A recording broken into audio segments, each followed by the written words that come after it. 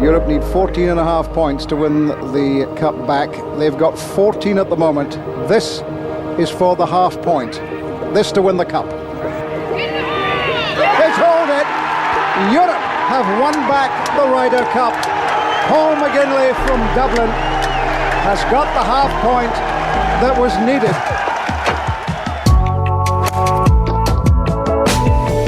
Now then, special guest on the show this afternoon. Sometimes these things come about in strange ways. I saw that Dermot Calise is launching a new book, and I saw that Paul McGinley was down to help launch it this evening at Clontarf Golf Club. And so I said, Paul, if you're driving by, can you come into studio? You're very welcome, and thank you for doing this. Thank you, Joe. My first time here, and congrats on your new position. Good luck with it. Thanks very much. You've always, launching a book for a journalist like Dermot, I know, around a long time and you would know him, but I feel generally you across your career have both had a good relationship with journalists and maybe one begets the other, been interested in journalism. And I feel like you would read and appreciate good interviews and follow sport through the media. I do, very much so. I mean, I spend the first hour of every day reading newspapers and all kinds of newspapers, American ones, UK ones, Irish ones, and particularly sports journalism. I enjoy that, but I'm enjoying politics at the moment. There's a lot to be talked about, particularly in America, so it's so interesting for me and fascinating watching it and listening to the strategies of both sides. Yeah. You're over there quite a bit. Is it all as acute and divided and tense as the media would have you believe from afar? Yeah, it is. It's certainly polarised on both sides. It's not a topic of conversation that comes up easily at dinner. If you're with friends, you're very open about it. You can talk about it. But if you're in company that you don't know, you're very reticent to bringing it up, and then you're also very reticent to having a view. You don't want to upset anybody. And it's polarised. Yeah, it really is polarised, and it's a real shame. It's a real shame that it's come to that. And social media maybe have a big part in this, but people are so opinionated nowadays, and the lack of respect for the other side is glaring. And also the journalism as well too. Journalism seems to be very one-slanted as well too. I'm trying to be independent. I'm in the middle, and I want to see both sides of it, and to hear one side take the exact same content and twist it this way, and then the other side take that content and twist it their way. It's like, wow, it's amazing what you can do with how you can take general information and bend it whatever way it suits you. Where do you spend most of your time these days? A bit of everything, Joe. I'm lucky to have a number of places I can reside in, and Portugal is a place I'm spending more and more time in, and Ireland. Mum and Dad's health has been really poor since COVID, so my mum passed away last year. My dad's still suffering strongly with dementia, which is a huge burden on everybody in the family. We've not put him in a home. We want to keep him at home. We got great help in, and as a family, we're rallying around him, and I take him out for lunch, had him out to lunch today, and he loves going out and just seeing people and people recognising him and stuff like that. So spending time here, and obviously in America too, with my TV work in America, which kind of I'm moving more away from Sky and more towards working with NBC over the last couple of years, which has meant more time in America. Yeah. Is your dad still in his family home? Still in his family home, the same home we all grew up in. Okay. Yeah, 3-bedroom, semi-detached house in Rathfarnham, and that's obviously very important to the family to try and keep him there as long as possible. Absolutely, he'll stay there as long as he can. Absolutely, and unless there's medical reasons to move him out, we'll keep him there. He's very happy there. He's contented. He's very well looked after, and we all share the burden. There's 5 of us in the family. I'm the eldest of 5, so we all share the burden in various ways. Okay. I've never had to deal with it close up, thank God. It just seems nightmarish. It is, because Dad was a people's person. He loves people. He loves going places. He never drank alcohol in his life, never took a fancy to it. But he would stay up till 2 o'clock in the morning drinking tea and chatting. Chatting, and he had a sweet tooth. He still has a terrible sweet tooth, but chocolate biscuits and cups of tea and chatting, and he's always been a people's person. And it's a real shame that he's 85 now, and I meet people and they tell me they're 85 or 6 or 7 or even in their 90s, and they're still so strong with it. And Dad would love to be around all the stuff that's going on now. And as I've more time to spend with him, I could be doing really fun things with him. But we're restricted that now. He's in a wheelchair now and he can't walk, and It's tough. Anybody who's battled dementia will know it's a horrible, debilitating illness. He looks great. He looks terrific. He's the same Mick McGinley that everybody knew him. And some people will come up and not know, and but straight away they can tell quite quickly that there's obviously a challenge there. But he's always happy. There's never angst. There's never rows. He's very complicit, he's a good man. Yeah. And so when you two were out for lunch at the golf club, is there still a shorthand there? Are you still able to reach him? He knows it's you, or is it beyond that point? Yeah, okay. yeah. No, Great. Absolutely. We have a van now that you can put the wheelchair in the back and strap him in. So I can. What I try to do, Joe, is when I'm on duty, as I call it, on duty, and I'll take him to golf clubs. I think that's where he ignites the most. I'll pick him up around 11 o'clock in the morning or 11:30, and we'll go to Portmarnock one day, we'll go to Royal Dublin the next, we'll go to Grange the next, I'll go down to the K Club another day, down to Nace where where he played most of his golf. And he loves being recognised, a big smile on his face, because he still sees faces and he can recognise faces. And just to see him, the joy when somebody that he knows comes up and, how are you doing? And he loves it, has a little bit of lunch, and he listens to the conversation. Sometimes I've got friends with me, and every now and again he'll crack up laughing because he'll get a joke or he'll get a one line that came. Okay. Well, that must, it's horrific, obviously. There's no real silver lining to it. But that aspect must feel special still, and all the more precious, perhaps. Yeah, and that's why we want to keep him. Fortunately, we're in a good position financially to be able to keep him out of a home and keep him at home in his own home. Yeah. And he's well looked after. We've some Filipinos in looking after him. They're amazing. My sister does Trojan work as well too, and all my sisters do. And my brother lives in Dubai, and I'm overseas all the time. So, we try to bob and weave so that everybody has a time. But everybody pops in whenever it suits them as well. But we generally have somebody, what we call on duty, who's on main duty, which is kind of lunchtime, and taking him out for 2 or 3 hours. It's amazing the difference that makes. And I think that's why he's been able to keep on going, because this started COVID, on the back of COVID, and we're kind of 4 or 5 years into this now. And, every year it's decreasing. You don't really see it in front of your eyes, but when you look back to what he was doing this time last year, that's when it hits home how much he's even gone down from last year. Like this time last year, he was walking, now he can't walk. So there's a deterioration going on all the time. But just, he's a good man, as I say, and there's no angst. And I know that's a lot of people who have dementia, that is a big part of it. And he's never had any of that. He's always been complicit and smiley. And you walk in the house now, and even though he can't say hello, Paul, anymore, he recognises my face and he lights up that big, huge smile that he's got. Yeah. And how are you handling that emotionally, that whole process? It's been tough because we had our mom at the same time. Mom had a horrible thing on the back of COVID called aphasia, which is the one that Bruce Willis has got now. It's a horrible, debilitating illness where she lost her voice. From speaking like me and you are now, within 3 months she went from speaking like this to zero. And I mean, not a word, just a grunt. And it was so hard because mentally she was perfect. Physically she was perfect.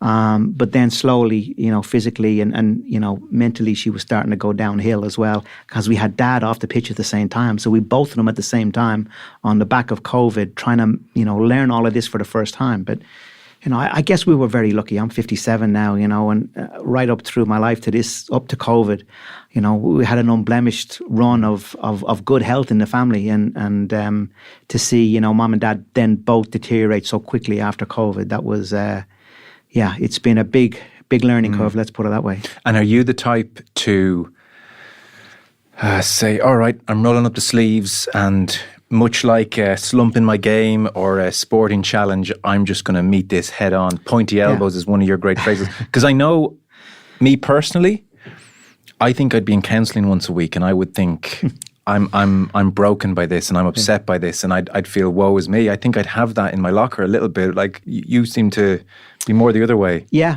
I want to learn about it and deal with it, and trying to manage everybody in the family in different ways. I'm the eldest in the family, so I've got some responsibility that way. And trying to schedule things, trying to get the right help in, the professional help in. So you're pragmatic. You're straight into strategy and pragmatism and all that stuff. Which is, by the way, the only way to cope. I would think if you stopped and thought about it for too long, it could be just overwhelming. Yeah. It's been a slow deterioration. it started with just a little bit of forgetfulness and then a couple of symptoms, and then we got him diagnosed, and it's been a slow downhill. It hasn't been a fast downhill. Now, I know if somebody loses somebody very abruptly, a car crash or something, or some serious illness that happens straight away, that's got its own trauma in its own different way. This has been a slow, gradual decline. And in some ways, that's not so bad compared to the trauma of something happening from zero. But it's not easy. It's not easy. It's a huge toil on everybody in the family, and it's a huge commitment of time from everybody in the family. The middle of your day, every day when you're on duty is big. And, my sisters have got kids, and, they're dealing with their own family, and I'm dealing with my own, trying to keep my business going. And my brother is over in Dubai, and he's just started a new business, and he's trying to keep going. And so everybody has got a lot of challenges in different ways. But, we love our mom and dad, and they were great to us. They were amazing parents, and, it's time to give back. And we certainly feel that we've done that. And it's been shared responsibility from all of us. And, thankfully there's 5 of us, so we can share it in some ways. It's great that stuff can drive family apart as well, though. Resentments will hang on. We've had our challenges. We've had our challenges. It's not easy. It's not a straight line. Yeah. Does it feel like more or less than a year since your mum passed? Yeah, I mean, it's amazing. One of the things, have we really properly mourned losing mom? Probably not, because we've gone straight into managing dad, even right down to the funeral. We had to manage him around that funeral. We didn't want to ignite things any worse from where he was, and, the wake in the house and stuff like that, and we had to protect him away from that, and we didn't want to cause him any more trauma and try to make things as stable as possible for him. But there was a lot of things that were, sad that went on. He'd go up to bed at night, and he'd put his arm behind him, trying to feel her in the bed and stuff like that. Sad instances like that. Even though he never spoke about it, or asked about her, because he was kind of well advanced at that stage. There was definitely something going on in the brain, because there was, instances like that, that, he obviously missed her, but couldn't, speak about it, couldn't eloquate it. Yeah. Sorry, heavy start. You're at that tricky point in midlife where loss becomes a bigger factor, and you're going through it. Yeah, absolutely. It's kind of all come together. We've got some other illnesses in the family as well too, at the same time. So it's life has hit us hard in the last 4 years. Since COVID, really, there's been no respite. It seems to be one thing after another. People around us and family, and illnesses and close friends, having serious illnesses as well, trying to help them and deal with that. So life has been tough the last 4 or 5 years. There's no doubt about that. Yeah. So trying to keep everything else going and keeping your business going and everything has been a challenge. Yeah. Yeah.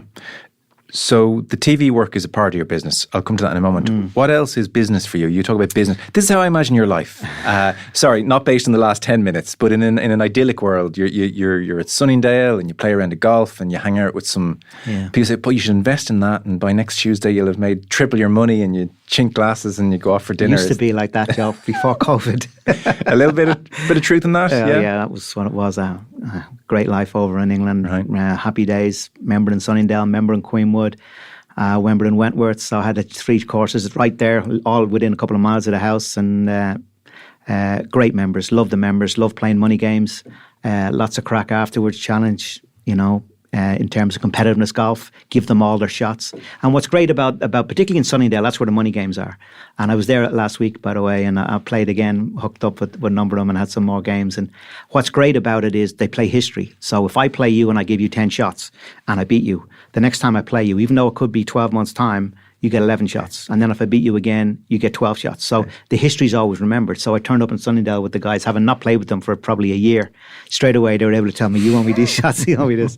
And you trust them, because nobody, they're sticklers for the rules as well. If there's a free drop or something going on, it's done to the letter of the law over there. So when they say they have, like one guy, I had 16 shots in the 4-ball and 17 in the singles, and when he says that, I know that he's not trying one on. If that's what it is, you remember better than me, we'll go with that.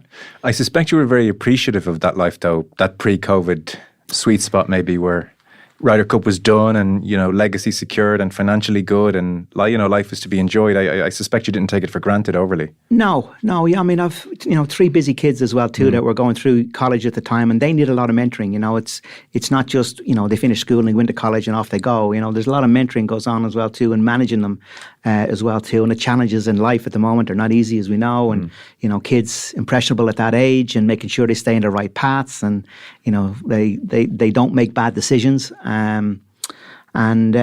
It's been fun doing all that with them too. So that's been going on, and a bit of golf, absolutely. And I was really looking forward to kind of playing a bit of seniors golf. But since I turned 50, it seems to be one problem after another that I'm having to deal. It's got more priority over my career post 50. Yeah, okay. I still love to play. I absolutely love golf. I could practice all day long, and I could play every day of the week if you gave me a chance. But I've got other priorities now that I have to put first, and that's why I'm not playing much on tour, is because it's not so much finding the weeks to go and play, it's the weeks in between where to have to prepare and I have the clarity of mind, so when I go out to play that I'm on it. Yes. And what I've learned more than anything over my career is the importance of preparation, no matter what it is.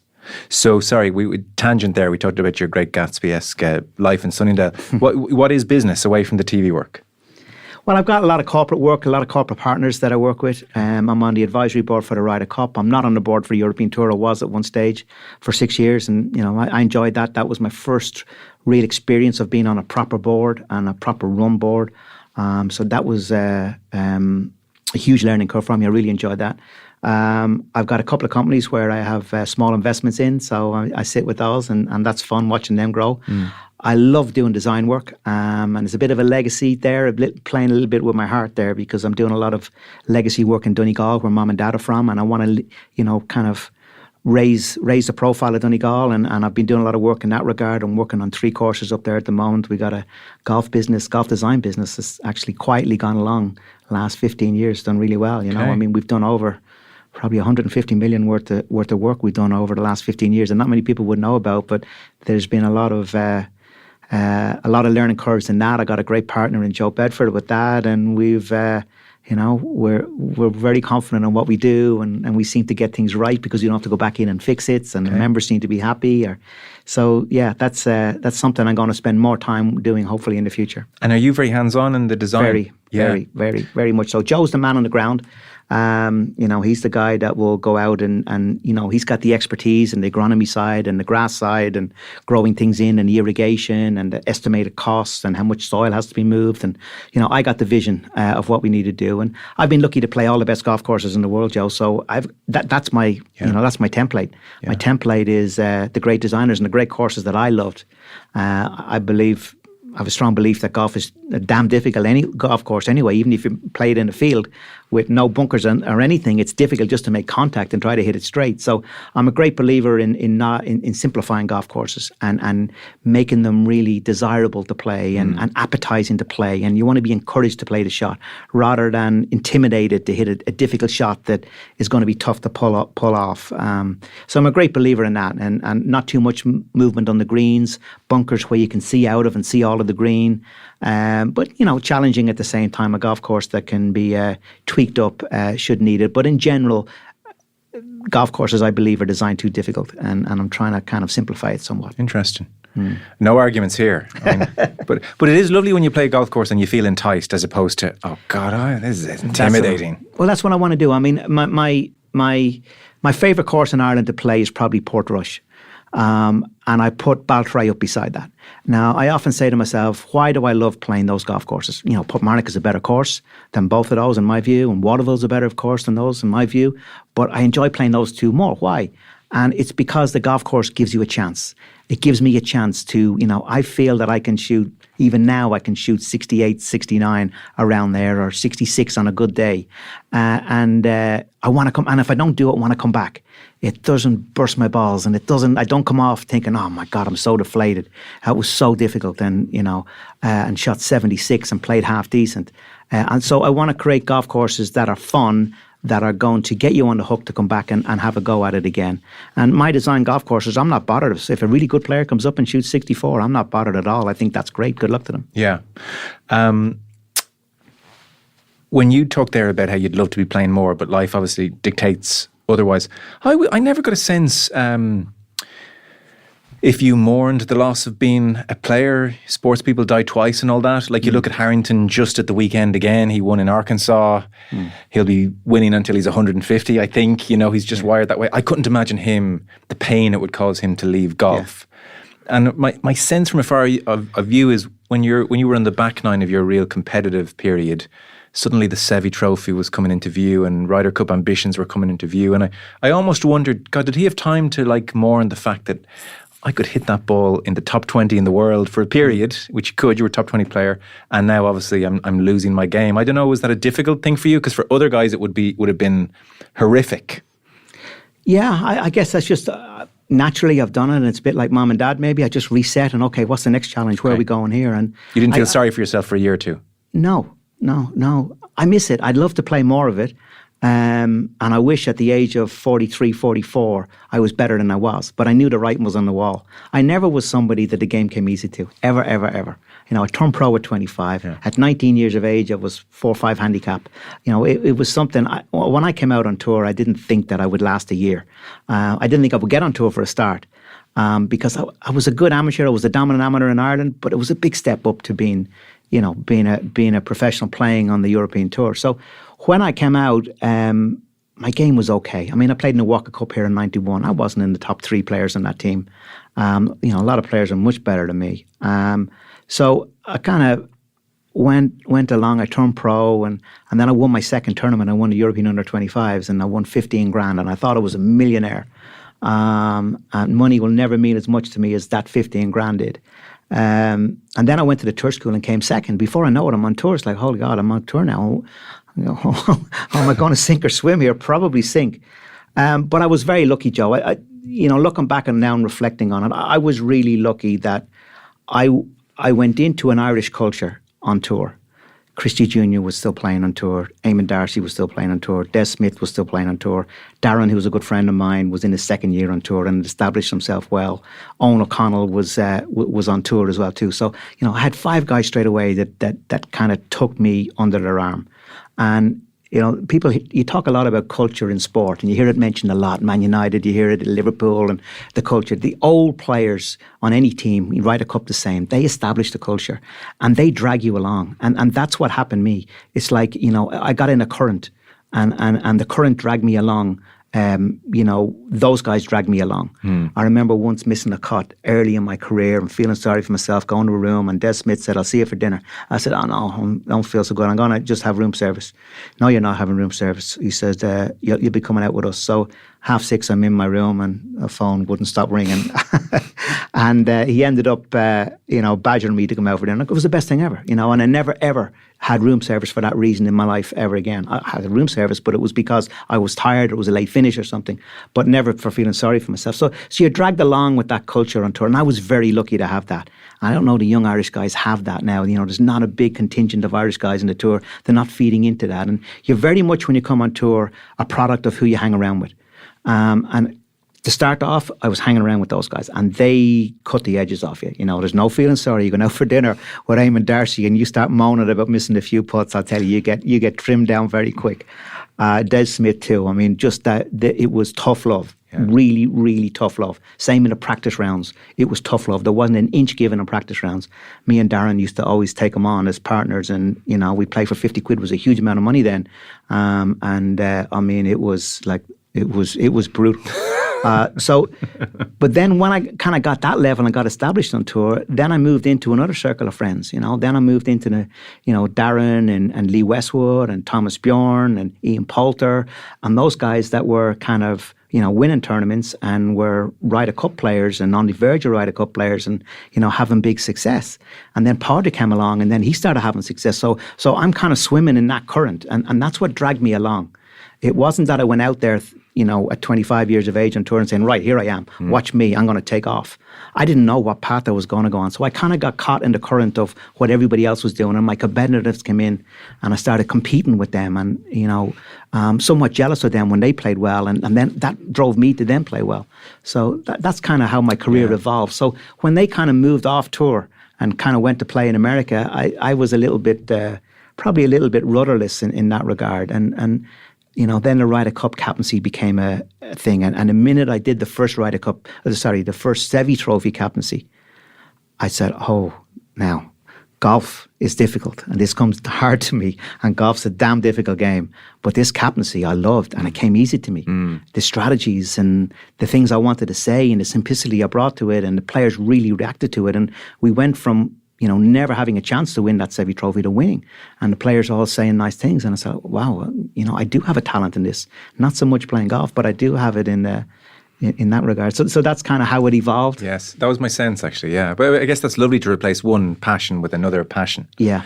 Isn't it funny, you and Harrington, it came as a complete surprise to you how well you both did? Like the two of you, talk about yourselves in your early 20s. Yeah. Neither career was on the cards in your own mind's eye at the time. It's really amazing. Yeah, Padraig, we went to the same school, Closhtain and Ballyrone. How nuts is that, by the way? Yeah, I know. Has Malcolm Gladwell looked into that? Was there something going on there? Oh, I have a good theory on that too. Go on, give us the theory as an aside. Well, I think we're a product of where we come from. And if you look at Padraig's game, you look at my game, for example, I grew up in the Grange. That's when I became a good player. Started in Nace when my dad played. And then as I got to 18, I got into the Grange. And the Grange is a short golf course, par 68, and you got to move the ball both ways. There's some really tough dog legs, and you got to shape it left to right. You got to shape it right to left. You got to be a great driver of the ball, and you got to play the par 3 as well, because there's so many par 3s, par 68. And when I came on tour, they were the two strengths that I had. I was really good at moving the ball, comfortable moving it both ways. Really, ball control was my game. And in one year, 2005, I was the best par 3 player in the world.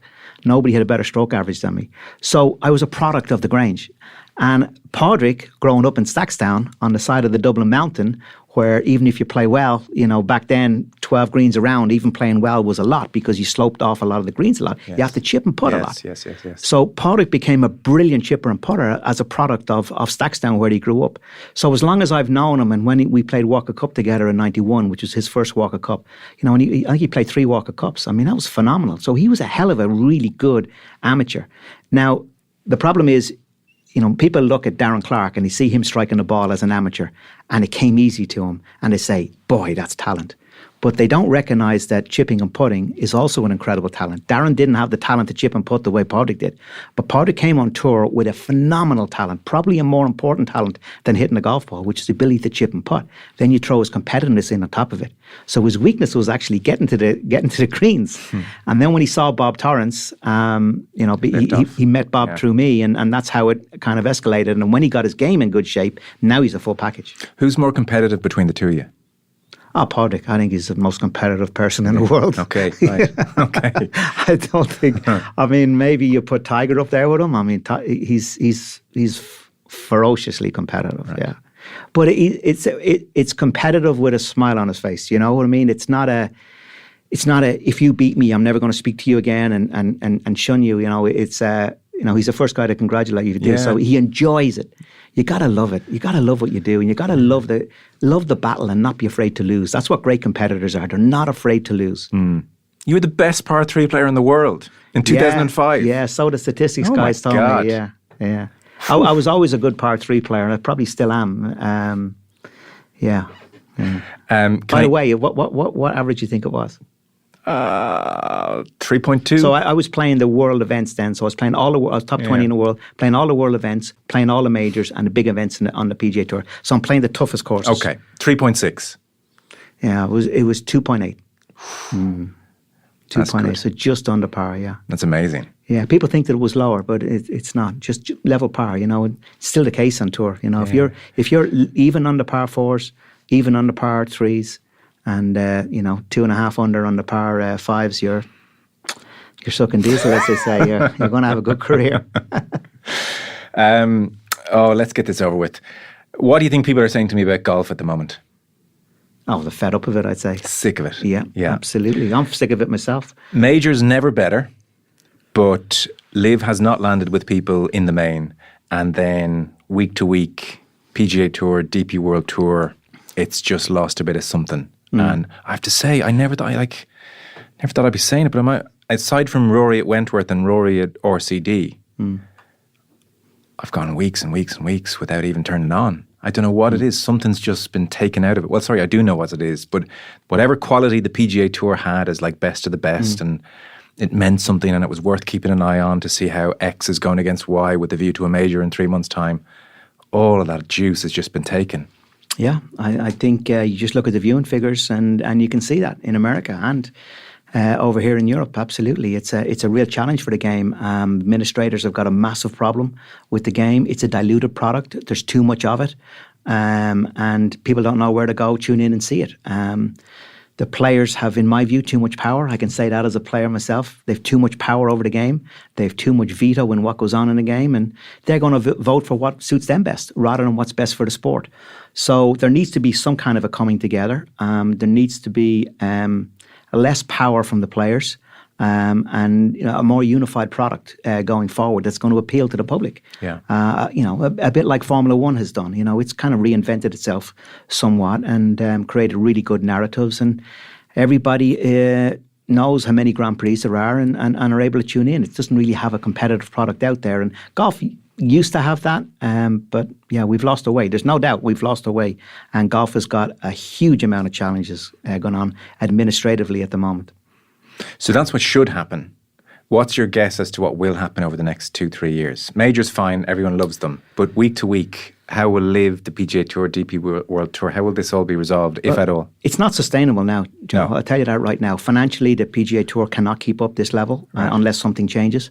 LIV, for everybody says, oh, the Saudis got loads of money. They are not a charity. They're not going to keep giving away money and burning whatever it is, 40, 50 million bucks per tournament of what they're burning at the moment. There's no traction really in terms of the public watching.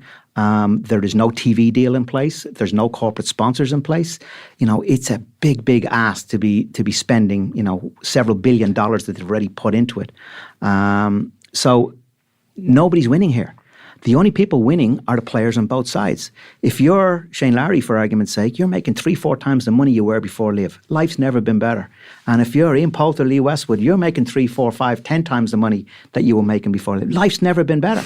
But if you're in the middle, Joe Public, Joe Malloy, the media, the TV companies, the people who go to the tournaments, over on the PGA Tour, the sponsors, over on the PGA Tour also the charities that are getting probably a third or a quarter of the money that they used to get.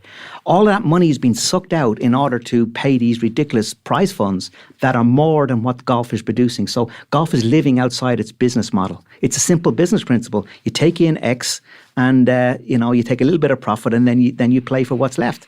And it's the other way around. They're taking in X and then they're playing for something that's not sustainable. They have a TV deal in place until 2030. Yeah. Which is going to sustain them somewhat. They've added a lot into their savings on the PGA Tour. So unless something changes, this is not going to be sustainable.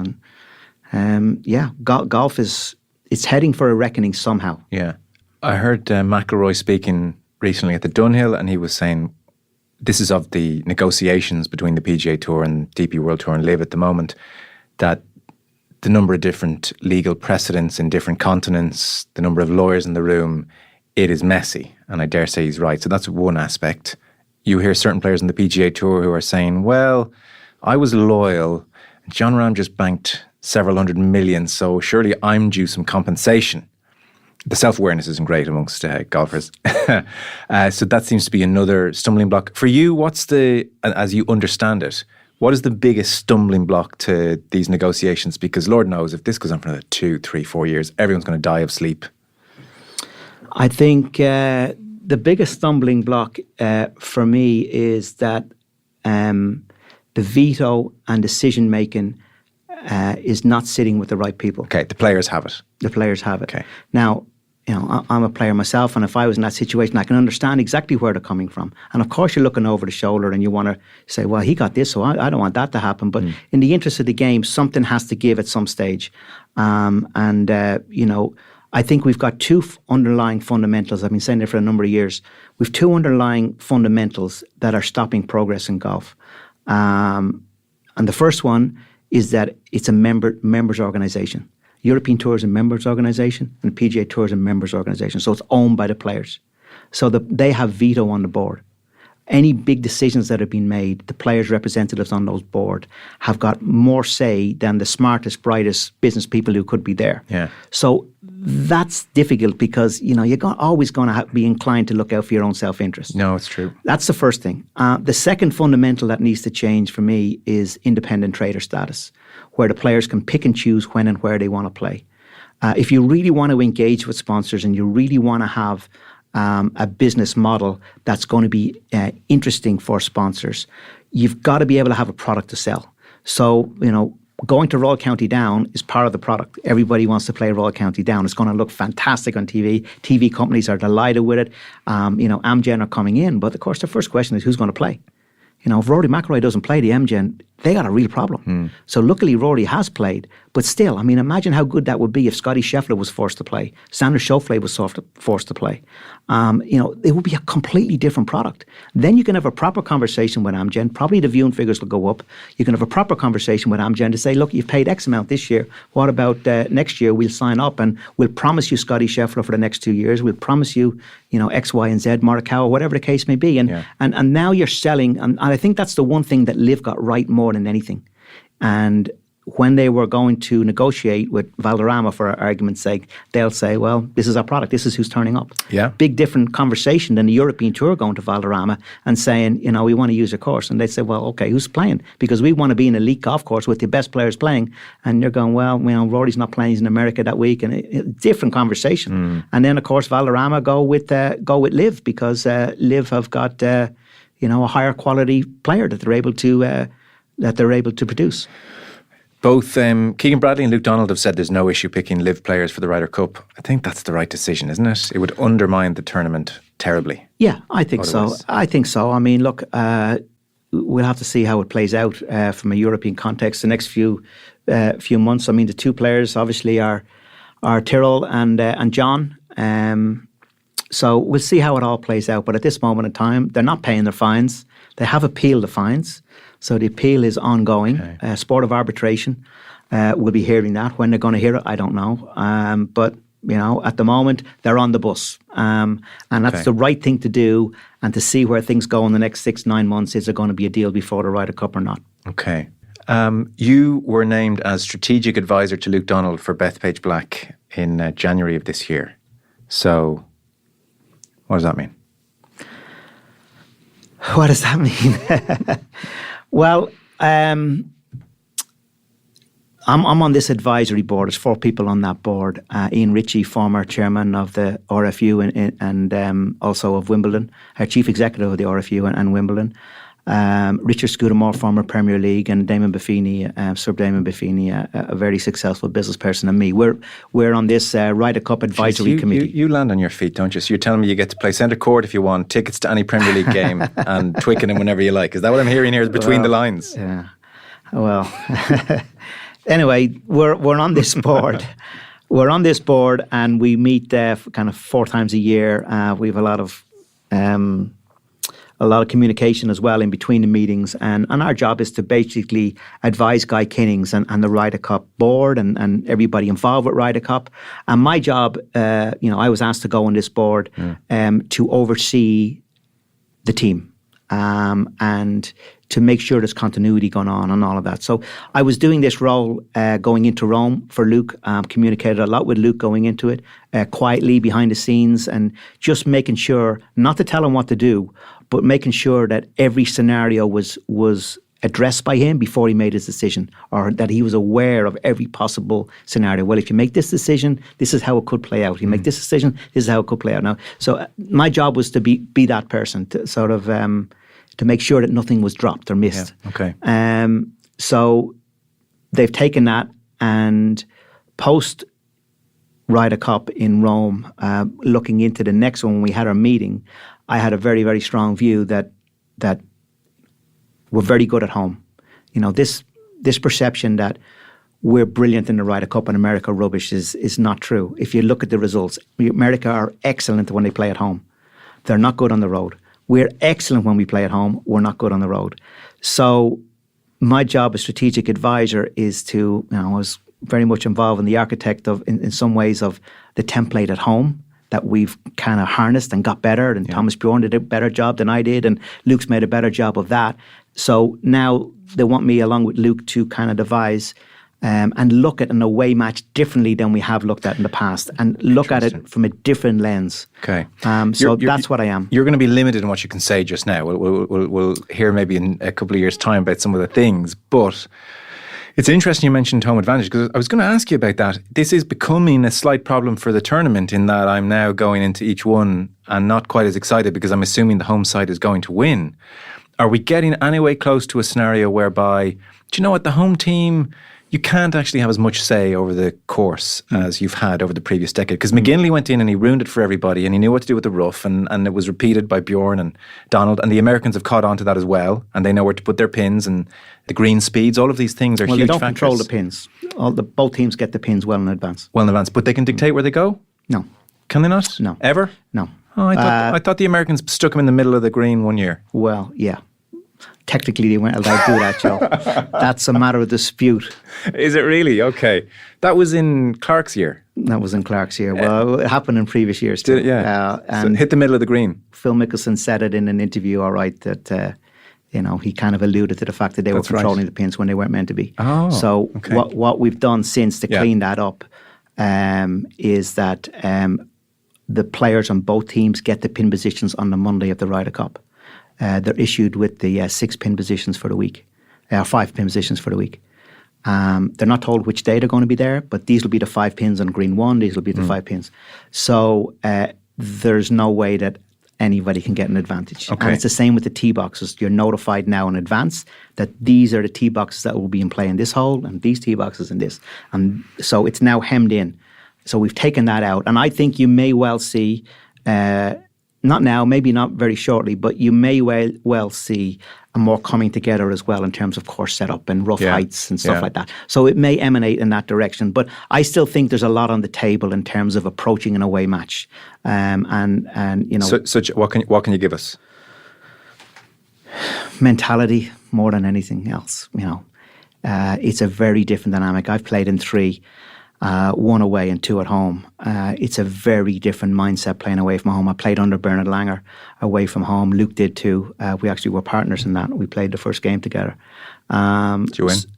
We halved, yeah. And it was, we both learned a lot from that. And he approached it differently. I know America somewhat imploded that week where they had Mickelson and Tiger playing together, and we got momentum early, and we kind of kept on going and didn't let them off the hook. But I learned a lot from Langer. There's a lot of things that Langer did in that away match that he wouldn't have done if we're playing at home. Can you give us an example? No. If you're not able to, don't.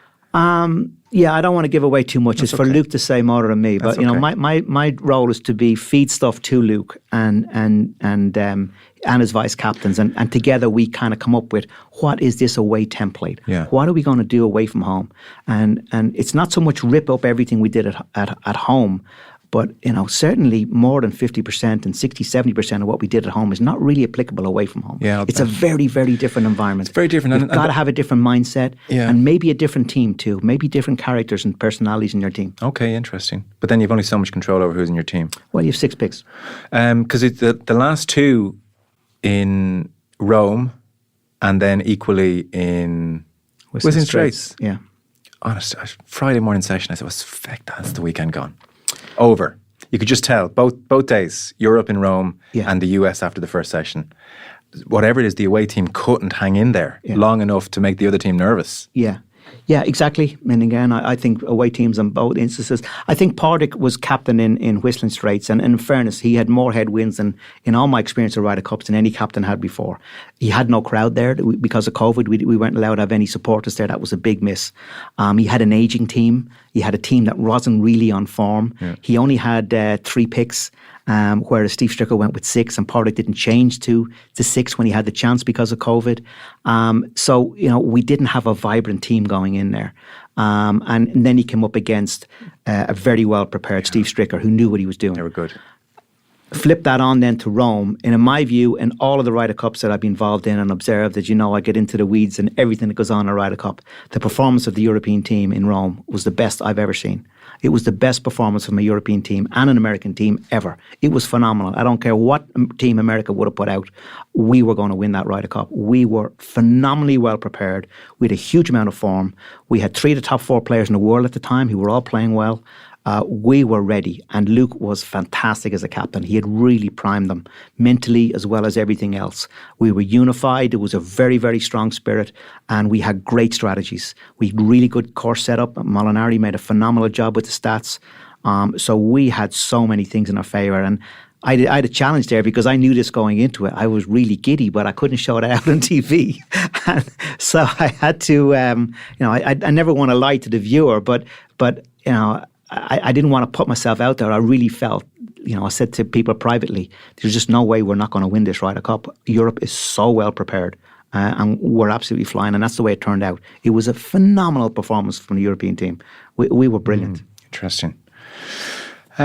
Golf is trying to evolve to meet 21st century attention spans. So, for instance, in January, the TGL is going to start. This is the Tiger Woods, Rory McIlroy venture. People may have seen this. It was delayed owing to the dome being damaged in the weather this year. It's meant to start this year. So, in effect, if you haven't followed this, the players, there's like the Boston Common team, and they've given cities teams in the hope, I suppose, to garner support. Yeah, I'm involved in that. I'm involved with the Boston Common team, yeah. Are you? As like a shareholder kind of thing? Or no, I kind of sit between the players and the Fenway Group and all of those people that are involved. Do you ever think to yourself, geez, I've done all right? I enjoy it, Joe. It's fun. It's an amazing level to be operating at with all these people. Well, it's fun. It's great. Meeting these people you talk about. But you're bringing something to the party. These types of people don't have you around for the crack. Yeah, I'd like to think that. Yeah, but I really enjoy their company. When you meet John Henry and you have dinner with him, and you pick his brain, and I want to ask questions about Klopp and how he managed Klopp and how he found him, and what the next move is, because how long is he going to stay around, and how do you get the next manager? So I'm picking their brain as much as everything, because I'm thinking Luke, and I'm thinking Ryder Cup, and I'm thinking away match in the Ryder Cup. How are we going to come at it differently? And so I love chatting, as you can tell. I know you do. And Padraig does too, and it's an Irish thing, I think. But I love to garner information. What's John Henry's strength? What's his strength? I think he's a visionary. I think he's got a lot of leverage now because Fenway has been so successful. He's able to do things, financially that he mightn't be able to do earlier in their career. And I think he understands what a successful, I think what his strength is, he understands that a good team starts from the top down rather than the bottom up, and the importance of a coach. Okay. That's what I've learned from him a lot. So you're somewhat conflicted then, but I'll continue with the question. So the players will into a screen, and look, the technology these days is so amazing that actually this will work very well.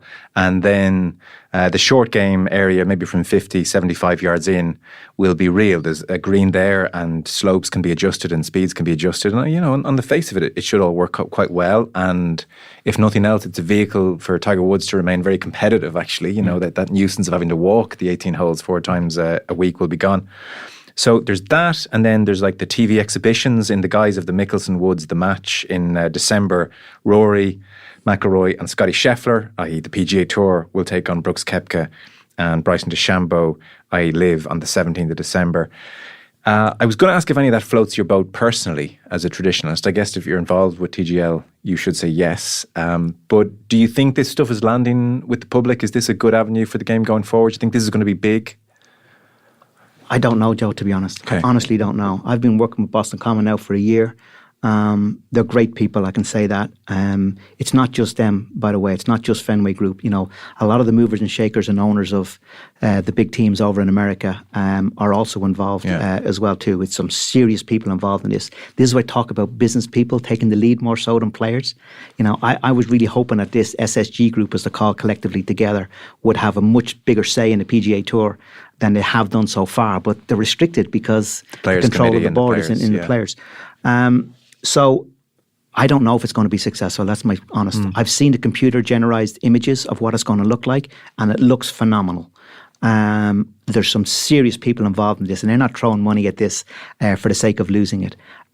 So I am as intrigued as you as to think how they're going to take this and make it a success that they think it's going to be. I think it will only work for me if it's genuinely competitive. Yeah. If I feel the players are all mucking around and don't really care if they lose, then I'm not going to care. But I think if this thing started to feel a little bit real, yeah, I'd watch Tiger Woods go head-to-head with Justin Thomas in a slightly tense affair. Yeah. Absolutely, no problem. Yeah. Again, and that's what's going to come out in the wash. That's what we're going to find out. I agree with you. Sport is at its best when there's an edge. What's the best soccer match? The best soccer match is, some bad refereeing decisions, a penalty that shouldn't have been given that was given, maybe a sending off, a bit of a ruckus here and there, 3 or 4 goals and carnage. That's generally when sport's at its best. But there's got to be an edge. And, you saw it at the Ryder Cup in Rome, in that car park. And when I saw that, I remember doing, we were on live at the time and I was talking at the time and it came in my ear. Stop Paul, as quick as you can. We're going down to the car park. And I think, God, how boring am I if we're going down to the car park?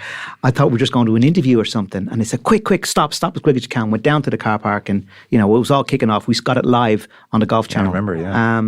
And then it came back to the studio 15 minutes later, having watched all this unfold. And Rich Lerner, who was the moderator, turned to me, with the big long face, and Paul, this is so unbecoming of golf, Paul, and this is a really worry that it's bubbled over the edge, and I couldn't help myself. So I'm sorry, Rich, I disagree. This is fantastic. That tells me that Luke has nailed it as a captain, that Rory is this wound up, because when Rory gets wound up and emotionally engaged, that's when he's at his best. And it's no surprise that Rory had his best Ryder Cup in Rome. I think that Luke absolutely got to him and the rest of the players emotionally. And that's why I say it was a great package. So I've kind of segued a bit out of that. But that's the kind of, not that we want to see all of that in the TGL, but I agree with you. The jury is out. I'm going to be as intrigued as you to see how it's all going to evolve. Your TV work has gone extraordinarily well, hasn't it? I mean, I remember speaking to you when you started the Sky work, which is just over a decade ago now, and you were slightly nervous about it and probably a touch constricted in the initial stages because you were a Ryder Cup captain in waiting. So it was a tough time. What about Rory's pudding, Paul? Yeah. It looks good to me. Yeah. But to be fair, post all of that, with that baggage gone, I mean, you're so good at it. And then live at the Masters, live at the US Open, the NBC clearly identified you. And that was very intriguing in that Brandel Chamblee, along with Rich Lerner, is an exceptionally good and eloquent and almost like poetic presenter. Like some of the stuff he does is really great. But with Brandel, in my opinion, they had never found a worthy, I was going to say adversary, I'll say a complimentary presence with him, because he's intimidating. He's from a family of lawyers. He speaks unchecked in lengthy paragraphs, and so it's intimidating to go up against that and alongside him. He can make you look a little bit average. You've anything but looked average. You've nailed it. So talk to us about that. But it's a big thing to do. I mean, it's a big show. Shane Ryan, who's a great journalist from the US, was on a recent podcast I used to do, and he was saying it's the best studio show on American television, sports. So, It's that's high praise. Thank you. But you must think it's good. I mean, going in against Brandel, and I've been watching Brandel for 20 years, from being a player myself, watching that show. I even like the language you use there, going in against him, not with him. I see it. That's how I see it. I see it competitive. But I don't see a competitive fake. It's the point you made earlier. It can't be fake and can't be just competitive for the sake of being competitive. It's got to be authentic. So if you listen to the show, 85% of what Brandel says, I'm in total agreement with him. And he throws to me and I'm kind of in agreement and I kind of move on the show. But I will have a different view. And what I learned is that if I'm going to go up against Brandel, he's going to be better prepared than anybody. And he's going to take a position, not because he wants to be, everybody thinks he's going to be, he's contrary. That if you say X, he'll say Y just to be contrary. He doesn't do that. He takes a position because that's what he really believes. And when he really believes something, he will research the hell out of that. And he'll be looking at it in all kinds of angles. So if I'm going to go up against him, I want to be sure on my feet that I'm in strong territory as well.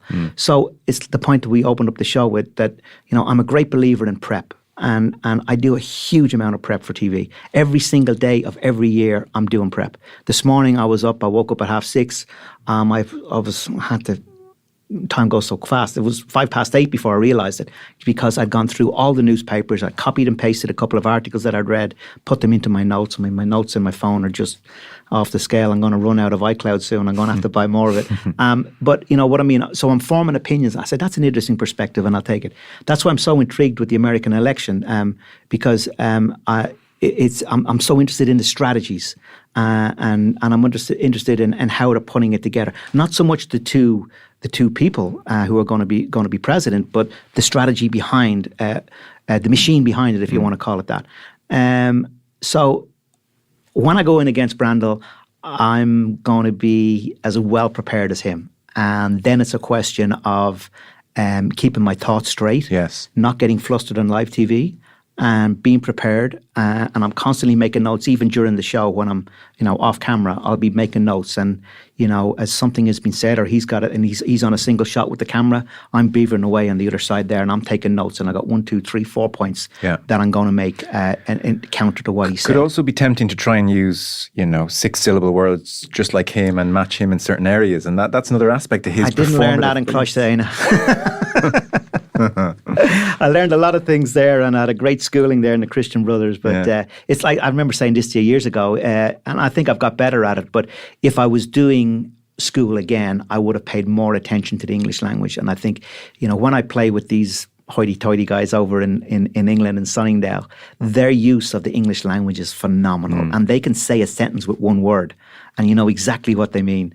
And I try to introduce that a bit. So when I hear a good word, wherever it is, on radio, whatever, I say, oh, that's good, and I'll put it in my notes as well too, because then I can try to use it. Not a word that people won't understand, but an adjective to describe something. A precise word. Precise word, yeah. Yeah, precise. Sometimes I quote you in there, Joe. Yes, You're good now and again with that. God, that's a great zest for life you have, though. Honestly, I mean, the way you talk there, I mean, not everyone can see us, but your body language, and you lit up. Like there's an energy and a purpose about that. That's a wonderful thing to still have, because you might have thought, God, post my playing career, will I just be sitting around with my feet up in slippers? Yeah. I did one of these personality tests years ago when I was at my best as a player, and it threw up a lot of interesting things that not that I've conquered, but things that I've learned how to work around. Like somebody would have dyslexia, they would learn how to work around dyslexia and become successful in whatever they're doing. A lot of successful people do have dyslexia. Now, I don't have that, but one of the things that the personality test threw up is that I'm best under pressure, and I'm best multitasking. And if I'm only doing one thing, I'm at my weakest. I'm better when I've got 10 things going on at the same time. I thrive on pressure.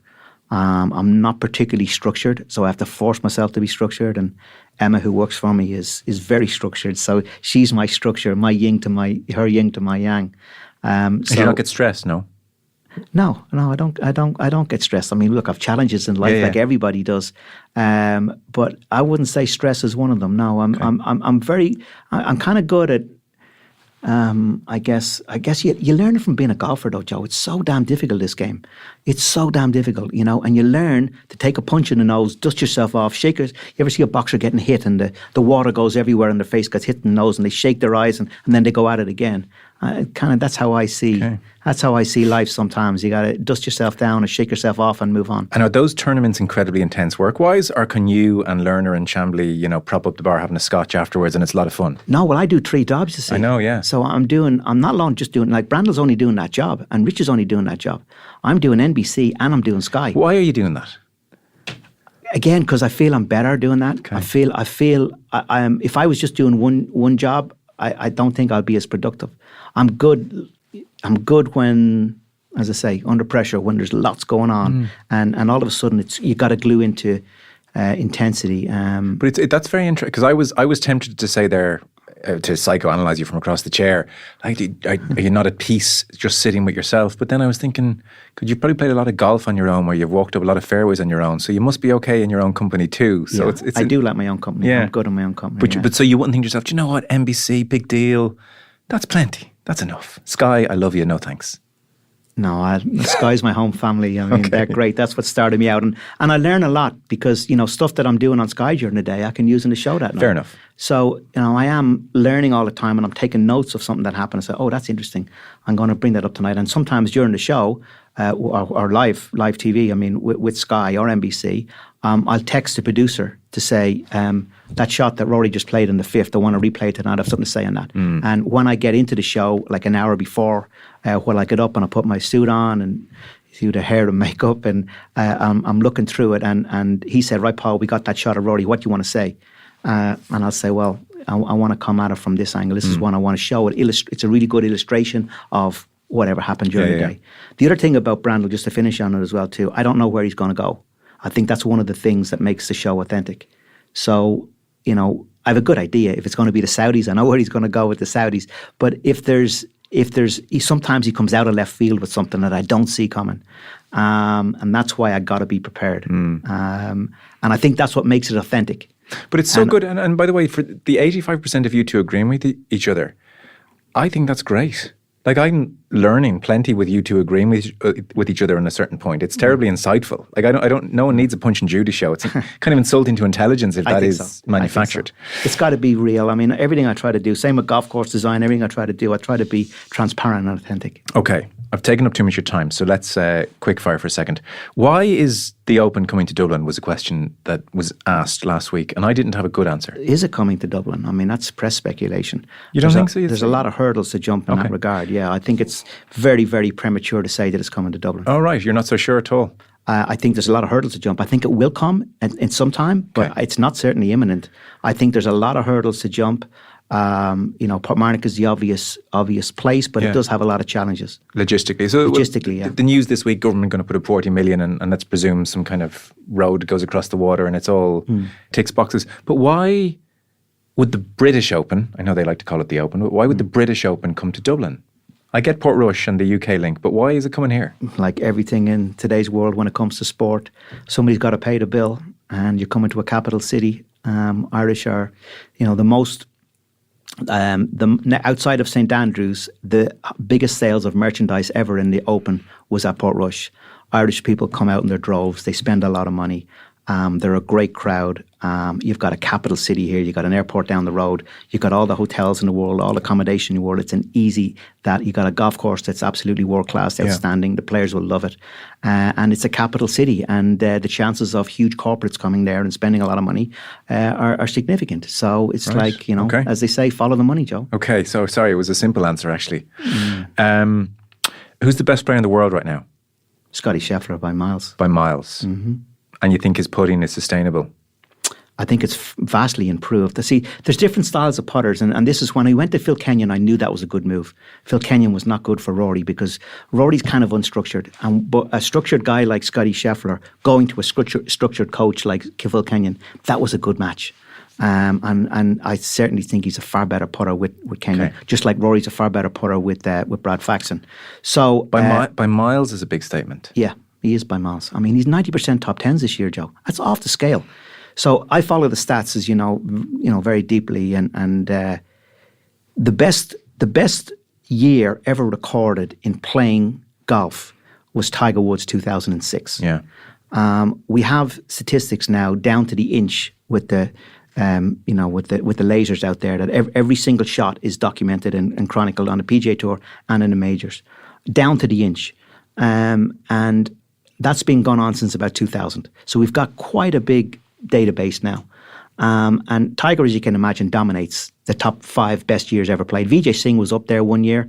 And David Duval was up there at his height in maybe 1 year too. Did you know the best par 3 player in 2005? Yeah, that's my claim to fame. I swapped that for winning a major. The best ever was 2006 Tiger. Yeah. As you can see, he's dominated the 10 best years ever played. But the second best ever recorded was this year, Scotty Scheffler. That's how close to Tiger Woods he's got. Now, he's not as charismatic as Tiger Woods, and we kind of, a little bit blasé about it. But he's won 7 times this year. 90% of tournaments he's played have been top 10. It's phenomenal. The nearest to him is Xander Schauffele. He's a hell of a player. Yeah, brilliant. Again, he's 70% top 10. He's only had 2 wins. But again, his ball striking, and he's a much better putter than Scotty. So I'm expecting him to move in. But you never know with golfers, though, because, life gets in the way, as Nicholas used to say. Scotty's just had a baby. Is that going to affect him? Is the edge going to come off a little bit? Is he still going to practice? Is he still going to go to hard yards? Is he not going to get distracted in some way because of life getting in the way and the challenges and, God forbid something happened to kid or, you don't know what's going to happen in life. So you can't say for certain. But I think his faith in God is a huge part and makeup of him. And that more than anything thinks he's going to be pretty stable psychologically on top of the phenomenal golfer that he is now, and I can see him sustaining it. So I guess the last one, the inevitable, and what about Rory question? I think Rory is a better player now than he's ever been before. You look at the stats, you can see that. You can nitpick maybe his wedge play could be a bit better, but it's not far off compared to the top players in the world. We're only talking an average of a couple of feet. I thought that was amazing. Was that you that mentioned that on the TV? Yeah, if you look, look at his stats. You are bloody good though. That was a brilliant stat on TV. So in effect, he had hit another wedge shot, which we all went, oh, that's a bit far away. Yeah. And you said the difference from say best in the world to 99th in the world was what, 4 feet on the green? Yeah, not even 3 feet. So that shows the margins in this sport are nuts. It's tiny. It really is. And Rory hits a lot of really good wedge shots. Rory's a phenomenal player, but I think he's a better player now than he's ever been before. But also the competition is better than it's ever been before. So he's gone up against particularly Scheffler and Xander. I mean, that's a high bar that he's gone up against. Yeah. These guys are phenomenally relentless. When Rory burst on the scene, came on the end of Tiger getting a bit old and Phil getting a bit old and Ernie getting a bit old. And, there was a bit of a vacuum there and he burst into it. And as he's gone on, and I know it's 10 years since he's won a major, but he's been phenomenally successful everywhere else in terms of winning. And if you were to say to me why he doesn't win more majors, I think certainly the psychological baggage of every year not doing it, of course, that's a big part of it. But also I feel Rory's at his best when he's dominant and he's mentally engaged. And he does come in and out of being mentally engaged. And if you look at the best players, the very best players, I'm talking Nicklaus, I'm talking Tiger, the guys who were serial winners of major championships, which is the bar that we're going to compare Rory against.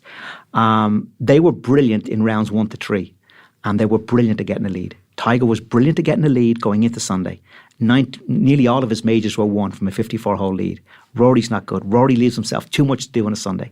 And then he makes a gallop for it and he makes a mistake at the wrong time and then he falls back again. I tend to agree, but what was worrying's too strong a word, but what was striking this year at the US Open in particular, and then to a lesser extent RCD, but it's another high-profile moment. And Wentworth, he was in the mix, obviously. But he was so good in those initial rounds. He looked focused and the putting was strong and he was there and he was in such a great position. I mean, you kind of felt, God, he has it won. And Bryson kept getting lucky with his lie, couldn't find a fairway. But Rory was in control of the tournament and you thought, finally, this isn't a late gallop. This is in control of the tournament. Well, it was a late gallop. He was 4 behind going into the last round. Yes, sorry, but early on in that round. Yeah. There's so many rounds where the front 9, it doesn't happen for him, and then the gallop happens around the 13th. Whereas here he was at the turn. Let's say the tournament starts in the back 9 on Sunday. Here he was at the turn in control of the tournament. And I thought, finally, when's the last time he was in control of a major on the Sunday? But look, it's a smallish sample size. It's one back 9 of a US Open Sunday.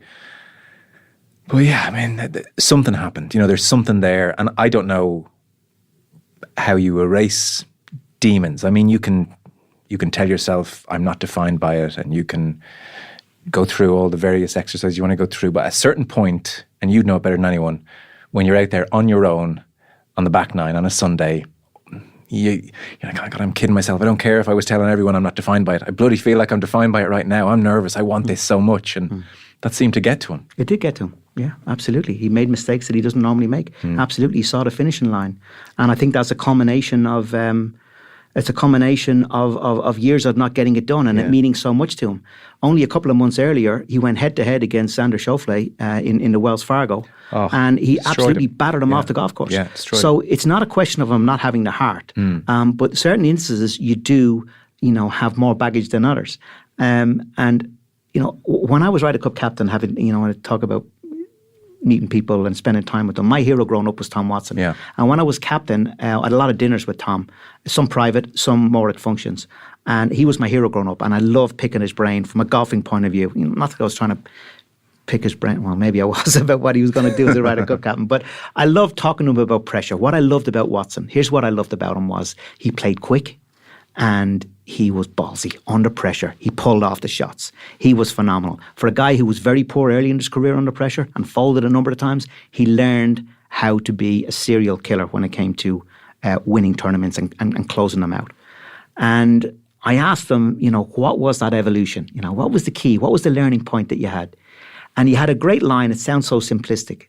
And he said, the best way to deal with pressure is not to let it build in the first place. So turning that back into Rory,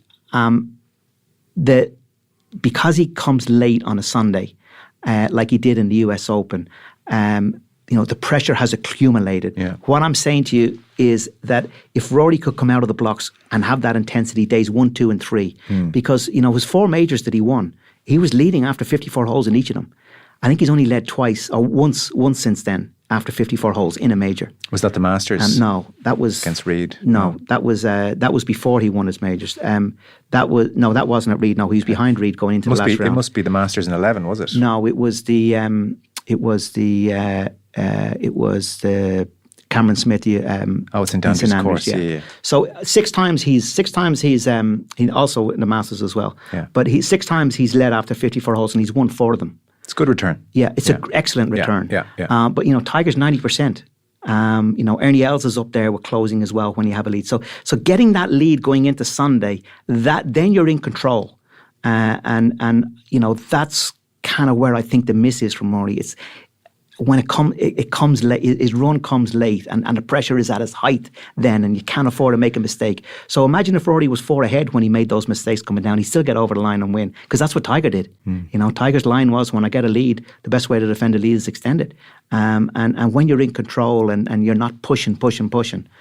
So that's what I would say about Rory. For me, it's about intensity, it's about concentration, and it's a marathon. And Tiger was the best at running a marathon. Yeah. I mean, I think you're the same. The sense is like of love for McIlroy and wanting them to do well. Do you know what I mean? Like, we're kind of nitpicking at somebody who may just be the greatest sports person to emerge from this island. So that's why it always feels a little bit unfair to be nitpicking and around the edges when what he's done with his career is just so phenomenal. But a final thought on him. At Wentworth, I just want to get you as the golfer's perspective, and we have a very golf literate audience in this country, 300,000 club members and people who understand the game and get the game. At Wentworth, when he's on the 18th in regulation and he hits driver, or he hits 3-wood rather, and he's a long way back and he only has 2-iron and the 4-iron. And even Radar was saying in commentary, I don't think 4-iron's enough here. It's getting cold. It's a autumnal afternoon. 2-iron and into that bunker on the right, that's not a bad miss. Go there. And Rory takes out 4-iron, and it's like, I'm gonna borderline hook this thing, and I'm gonna get everything out of it. Even me as a rank bad amateur, I'm even sort of thinking, I can see what that slingshot he's trying to do, but if the temptation is going to be to overcook this, that's going to be the miss here, and the water is short left.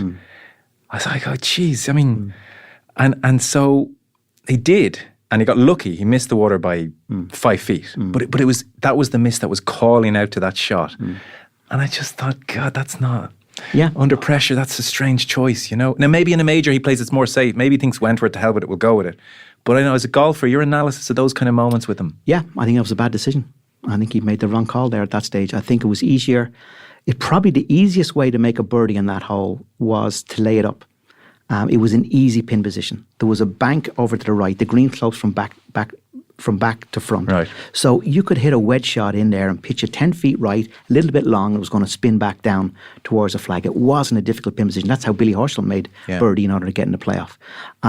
So I think that was a bad decision. I think you're right. I mean, players don't always make the right decisions. And to be fair to him, is that a trend you see in him generally? Because I remember years ago his course management was criticised and he really didn't like it. Jay Townsend, I think, said it. But that's not his current problem. I don't see it. I mean, everybody talks about, changing caddy and all that kind of things. I don't see a lot of course management mistakes. I think that was a high tariff shot that he took on. The driver on 18 at the US Open, Faldo killed him for that on commentary. Yeah, I spoke to him about that. And he got all the stats on who hit driver. 90% of the field hit driver up 18 on that Sunday. Okay. Very few laid off. He was driving the ball great. And in hindsight, it looks like the wrong decision. But, you know, he was tied for the lead at the time, and you know, he was forcing the issue if he, you know, gets it up there with driver. He's only got a flick of a wedge in there. So that's him trying to win it as well, which is admirable. Yeah, and sometimes, Joe, the golfing gods have a big part to play in what happens in golf. I mean, there's no doubt that Bryson had so much luck in that last round. And, you know, even when he hit it in the bunker, everybody's lauding, and I said it on TV, and at the time, and I got a lot of criticism for it, everybody was lauding it as one of the greatest shots ever played in the history of the game that Bryson played out of that bunker. I don't agree. That wasn't a difficult shot. The circumstance made it difficult, but it wasn't a difficult shot. Granted, it was a 40-yard bunker shot, but the way that green was, it was corrugated. So the front of the green was downhill, then it bottomed out, and then it went slightly uphill to where the flag was. So all he had to do was chunk it out 15 yards. It would pitch on the downslope, which was a rock-hard green, and then it was going to release forward, and then as it went up the hill, it was going to slow towards the flag, and it's exactly what happened. That was not a difficult bunker shot. But the circumstance obviously make it. I don't want to diminish in any way. No, it's an interesting perspective, yeah. But he hit it... he hit a great shot at the right time. You know, Rory hit a good chip as well too, you know, but he had a treacherous putt down that hill. The second you saw that putt, I thought, no. Don't like this. It was a treacherous putt. Yeah. It really was a treacherous putt. Yeah. And the mistake that Rory made in not winning that US Open was he made it about match play with Bryson in the last 2 or 3 holes. I've spoke to him quite a bit about it. We'd lunch shortly afterwards, and his eye was all on, once he got the lead, his eye was on what Bryson was doing. Whereas before he got the lead, his eye was on shooting scores. And that's a big learning curve he'll take to the next time he's in contention of a major. You know, Nicklaus always shot for a number, not what somebody else was doing. He always shot for a number.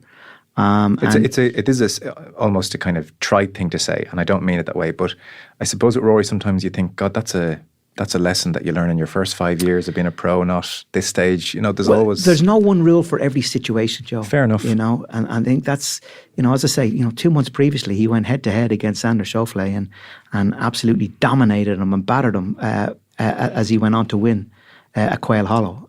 So the guy can close. The guy makes great decisions under pressure. The guy has got a phenomenal closing rate and win percentage that's right up there with the very, very best that's ever played the game. But I do feel he's better when he's in the lead and he's dominant. And I'd like to see him get in that position earlier in the tournament. You sound very confident he'll win a major. I do, yeah. Long. Yeah, I do. I think the matter of time. I think he's 10 times now going into the last round of a major. 10 times, I think 10 times in the last 10 years. So that's 40 majors. So he's had, well, more than that. I think he was injured for one of them. But 10 times now he's been within 5 of the league going into the last round. I want to see, you know, 5 times where he's leading going into the last round. You know, his closing rate is excellent from a 54-hole lead. It's an hour and 20. Oh, was it really? Okay. Yeah. Time flies. Thank you. It was a lot to discuss. The game is... there's a lot to discuss in the game. There's a lot of content out there, which is good for us in the media, but not so much for Joe Public, who's watching the game and loves the game. And it's a very divided game at the moment, and it's not in a good place. And hopefully the next 18 months or so is going to see something give so that there's a little bit more clarity in what we're doing. Yeah, hopefully. Very sincerely, you had nothing to plug or to push or any reason to come in here other than to do it. So thank you so much. It's much appreciated. And you know, it was a heavy start to the interview, and you've got a lot on your plate. So best of luck with everything over the next while. Good luck with the show and everything you're doing. Thanks, Paul.